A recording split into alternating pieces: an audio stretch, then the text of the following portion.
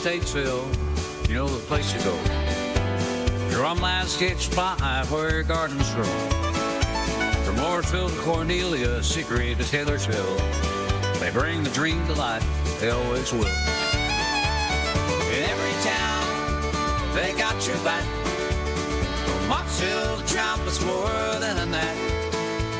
Experience hands, make your dream complete. Drum Landscape Supply, your garden suite. Good morning, OKN. 8:48.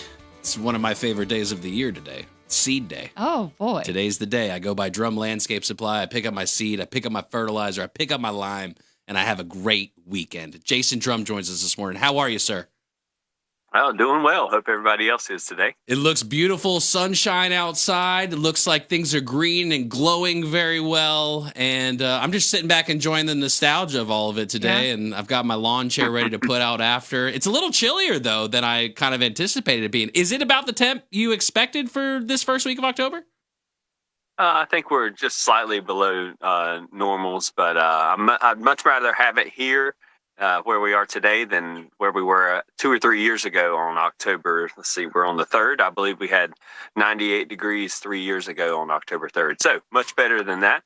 I'm glad to get some rain here this past week, softened up the ground, and yeah, it's time for seeding. I've been encouraging everybody to wait a little bit, and now's the time. We're in October, and the weather's perfect for it. It shifted pretty much right when you said it would, October 1st, right? If you waited till this first week of October, you definitely got those cooler temps. You've said the reason for that is the watering of the seed. Can you walk us through that, kind of the process and all that, as far as why your recommendation was to wait?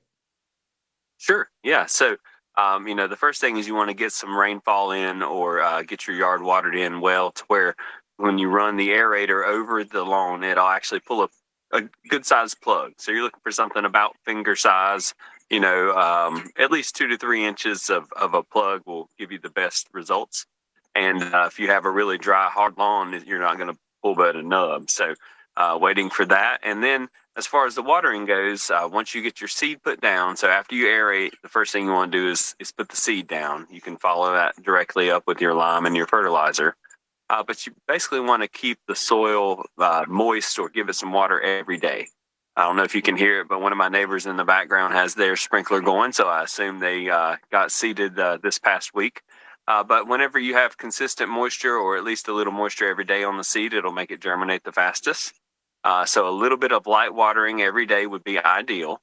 And then once the seed germinates in about 10 days, somewhere between 7 to 14 days, then you want to cut the watering back to every 3rd day, but you want to increase the water by 3 times. So essentially the same amount of water, but you want to give it more water. So what that does is it pushes the water further into the ground and makes those roots go after the moisture. So a little bit of watering after you do your seeding, and you should have really great results. Now, it's not just seeding, though. Let's be honest. If you're really going full in on this, you got to make sure your fertilizers, your limes, right? We do this thing right, Jason. I don't want to cut any corners this year.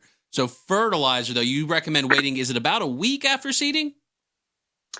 Well, in an ideal world, yes. But if you don't think you can get to it, if you have a busy schedule, like we all do, especially with young families, go ahead and do it with your seed. If you don't think you can possibly get to it the following week.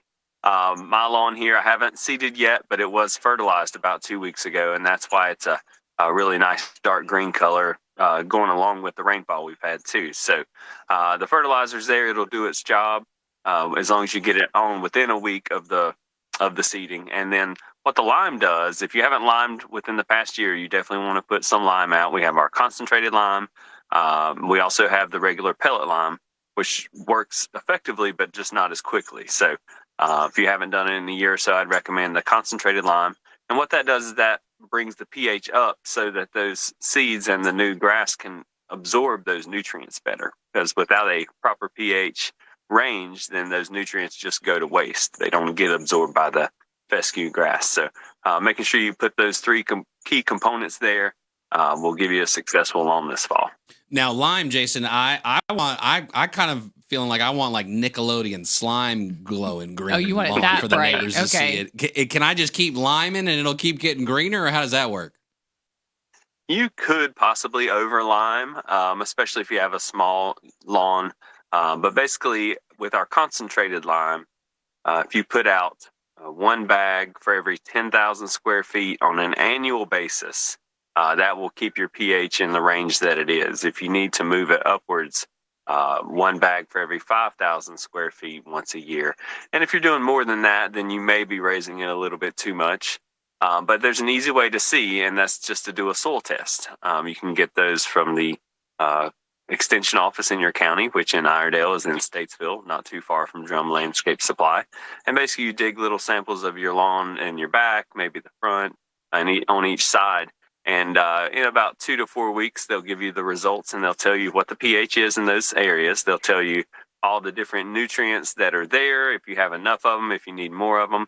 And then they'll give you recommendations on how to get your lawn to those proper nutrient levels. And if you can't quite understand what all they say there, because it is a little technical, we're glad to help you figure that out and figure out what nutrients, what fertilizers and lime you need to put on your lawn to get it to the optimal growing conditions. Jason Drum of Drum Landscape Supply. We're in seed season here. If you go by Drum Landscape Supply located in Statesville, you'll see, not even including the seed, 2.73 trillion offerings. I saw there. them all yesterday. I went out there and counted them one by one. Yeah. I was out there. I got my seed. I got my fertilizer. I got my lime. And I do have to shout out your team, Jason, because they were like, how much do you need? And I was like, here's a picture of my yard. And they were able to tell me, you know, based on my size of my front yard, how much I needed. So appreciate them. Yeah. Yeah, we do. We've got a great team out there, and it is definitely not just myself that has this knowledge. All the folks that work with us can help you figure your lawn out there. If you don't have time to stop by, like if you came by and got your stuff and you needed another question, it's great. You can give us a call, of course, but you can also send us a text message to our main office number. And that will get you in touch with us, and then we can send you out a text as well with that information. So that might make it a little bit easier for some, because I love my text messages where I can go back and refer to them, weeks or months even farther out. Phone calls are great too, and we're glad to help you over the phone or in person. So either one of those three things, we want to make sure that you get it right, and you're not wasting time or money on it. Time for seeding, but also time for planting. Jason, you said this is one of the best. Yeah. This is the best time of the year to get those shrubs, trees, plants all planted up. How's it going so far this season for folks? Oh, pretty good. It was with the dry weather there. A lot of people kind of held off, and I do encourage that when it's dry, to hold off on that. But the reason that we plant in the fall, not only grass seed, but shrubs and trees, is that when you plant them in the fall, they're going to concentrate their growth on the roots. And that goes across the board for all those things I talked about. They're not going to grow outwards and upwards. They're going to wait on the spring to do that. And getting those roots established will get them a lot better growth and a lot more drought tolerance, and just a lot easier to care for in the spring. Fall plantings with trees and shrubs, like right now, you would probably want to water newly planted shrubs about every other day for the first 2 weeks. And then you'll be able to cut back to twice a week.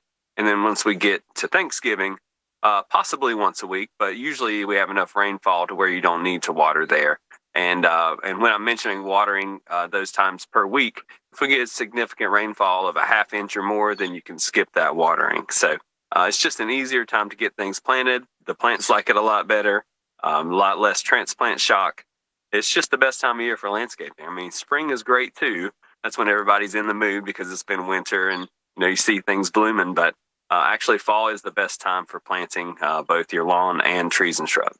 And after those plantings, you may need some mulch. You might need some pine needles for those mulch beds and the planting beds. How's the mulch looking this season? You stocked up, ready to go for folks?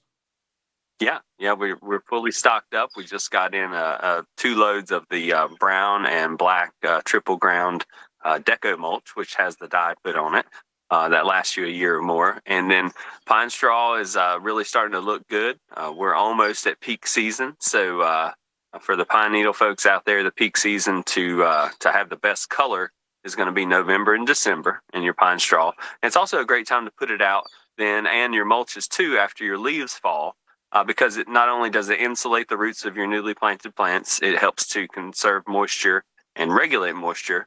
And it also gives you something nice to look at through the winter. You know, it's a little dreary. I mean, there's some plants that we could recommend that have berries on them and a few different things for winter interest. But it's always nice to freshen up your landscape beds that time of year because it gives you some bright color. And then speaking of color, that color lasts the longest in the winter because you don't have as harsh of a UV ray in the winter sun as you do in the summer. So from now on it's my favorite time of year. I don't want to forget because I don't want some of my plants to die. Some of my plants that are outside that I might need to bring inside, Jason. Is there a rule of drum on that I can keep in my mind as things get colder? Yeah. So, almost all house plants definitely need to be inside if it's going to drop below 40 degrees. A good rule of thumb or drum is to start thinking about it.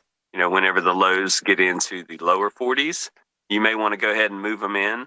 But definitely keep an eye on them. I've got some lemon trees, a couple of limes, and basically citrus and an avocado that I bring outside, and then I'll bring back in whenever the cooler temperatures come. So most of those things are cold hardy to about the mid 30s or even freezing.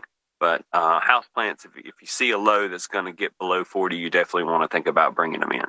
Jason Drum Landscape Supply, your local one-stop landscape shop. 2.6 trillion offerings, not even including the seed, and it is seed season right now. DrumLandscapeSupply.com. Jason, thank you so much. Hope you have a great weekend. Looking forward to giving you an update on Tuesday next week. All right, sounds good. Hope everybody else has a great weekend as well. Yes, sir. Take care. All right, good morning, fam. Happy Friday to you. Hope you have a great day at work. If you're heading into the office right now, hope you have find some time to spend with family. Maybe watching the Panthers game. Watch the Panthers game. Maybe Charlotte FC. Maybe NASCAR Roval. Yep. You can catch it all, too, on WSIC if you're out and about and you want to stay connected. We give you that chance. Plenty of shows in the lineup. I don't have time to tell you about them. Let me make it easy for you. Download the WSIC News app. It's available on iOS and Google Play. 35 hours of content every week. Have a great weekend, my kid. Little liver on the dock. From Mooresville to Taylorsville, they got to back turn yards into Wonderland.